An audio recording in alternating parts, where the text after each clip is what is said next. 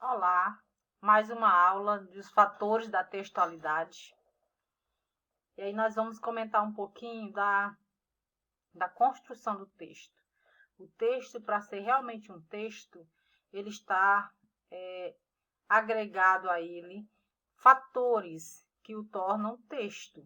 Esses fatores da textualidade, eles podem ser linguísticos, que fazem parte de toda a construção linguística, formal, estrutural e sentido, e dos fatores pragmáticos, que fazem parte de todo um contexto da intenção, da aceitabilidade, da informatividade, da construção do texto do emissor para o receptor.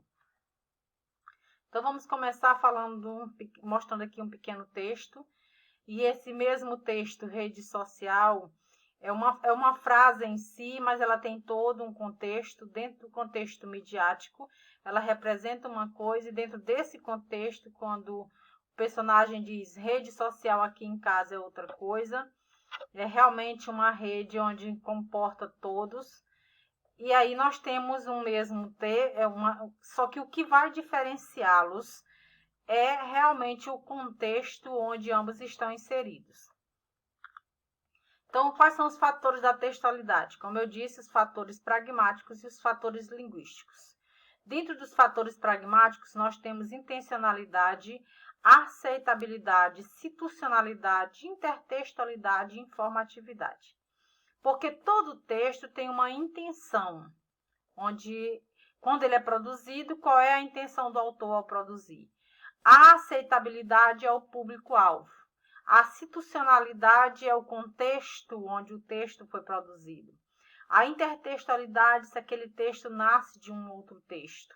E a informatividade, o tipo de informação que tem nele. Então, todo e qualquer texto que eu pegar para eu fazer uma análise, uma estrutura, uma interpretação do texto, eu tenho que analisar qual era a intenção do autor, eu tenho que analisar o público-alvo, eu tenho que analisar o contexto, a intertextualidade e a informatividade.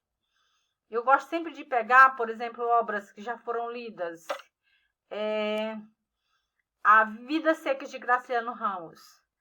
Quando o produtor escreve, ele tem um contexto e tem muito vocabulário, que pessoas que não conhecem aquela realidade, aquele contexto, não vai compreender. Então, existe um contexto, o contexto da seca, o contexto da classe pobre, questão econômica. Então, existe um contexto ali que é a institucionalidade. Qual era a intenção? Levar os outros a conhecerem a situação do nordestino, a intenção. Aceitabilidade, todo público que gosta de ler obras, né, clássicas.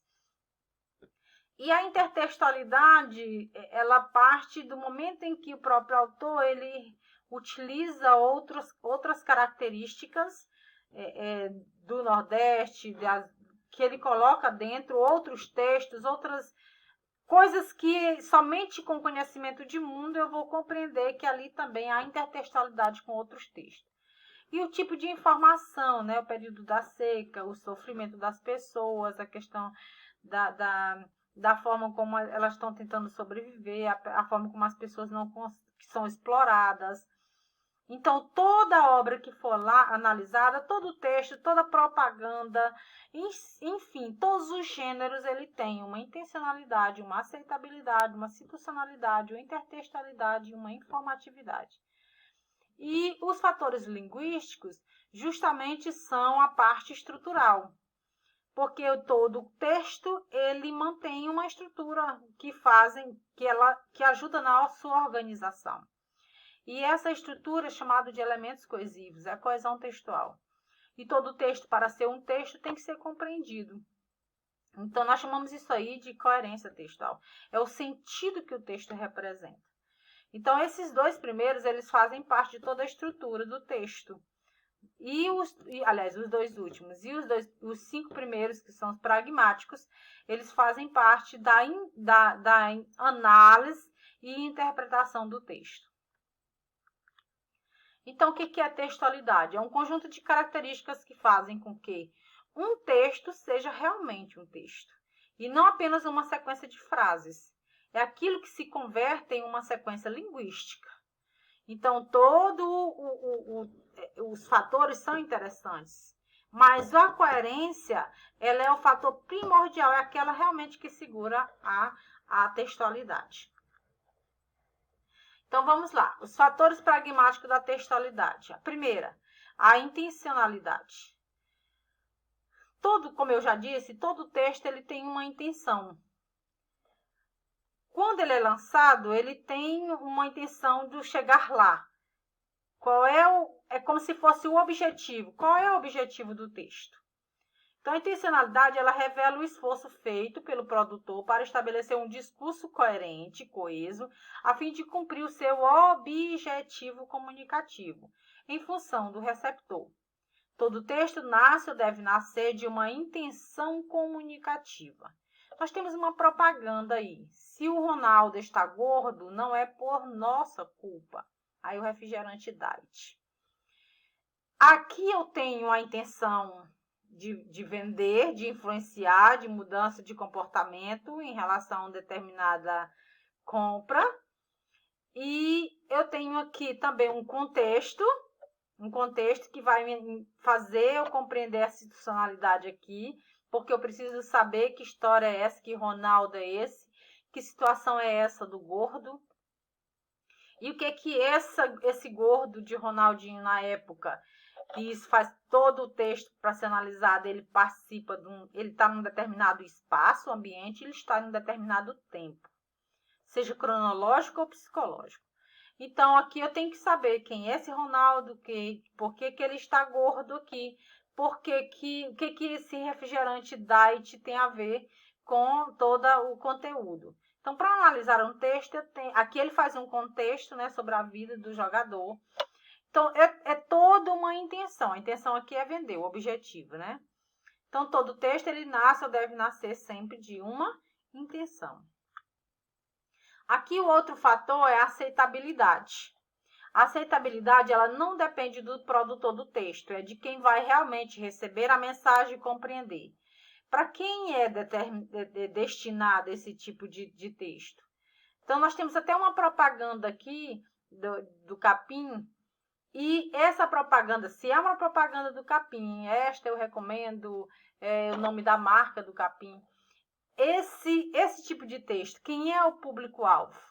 O público-alvo vai ser todos os agricultores que trabalham, todos da pecuária que trabalham com gado, com manutenção de terra para alimentar animais.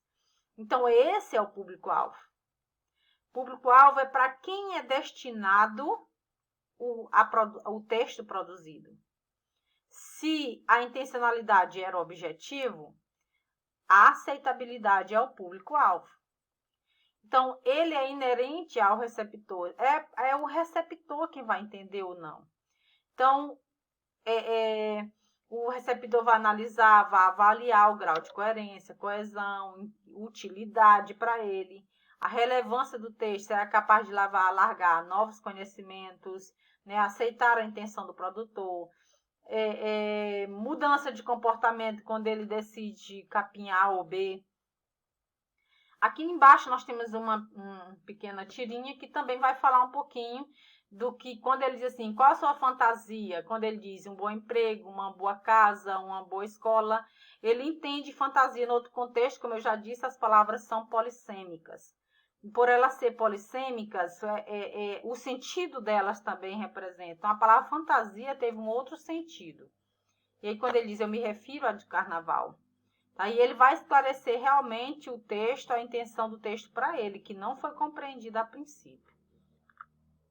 Outro fator é a institucionalidade. A institucionalidade é responsável pela adequação do texto ao contexto sociocomunicativo. Então, essa institucionalidade é o contexto em si. É o contexto onde o texto foi inserido. A institucionalidade por exemplo, quem vai compreender a música Cálice no período da ditadura? Quem viveu o contexto, quem conhece o contexto da ditadura, vai compreender o que realmente o autor quis dizer com aquelas palavras. e a forma como ele mudou,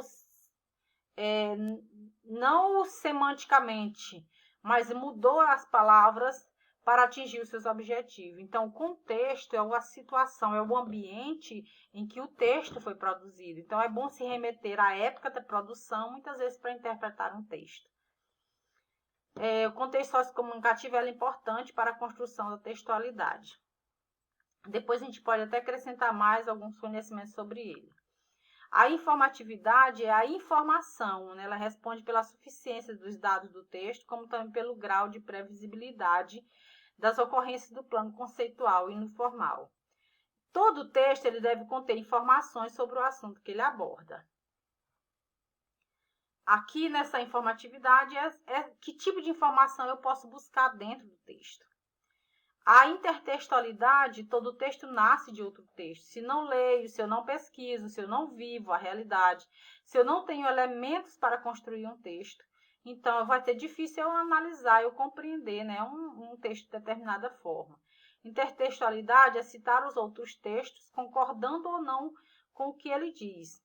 Então, a intertextualidade ela é necessária justamente para a gente ler, compreender e depois mudar pensamento ou explicitar a partir das nossas compreensões textuais. Então, vamos dizer que tudo na vida que a gente produz tem um pouquinho, ou explícita ou implícita, intertextualidade. Aqui tem um exemplo de intertextualidade, né? Todos os outros quadros foram baseados no quadro de Mona Lisa de Da Vinci. Aqui a Mônica, a propaganda do Bombril, né? É o período do dadaísmo, das vanguardas europeias, ele utiliza, né, os quadros de forma cômica para poder fazer uma mudança, uma reflexão sobre a arte.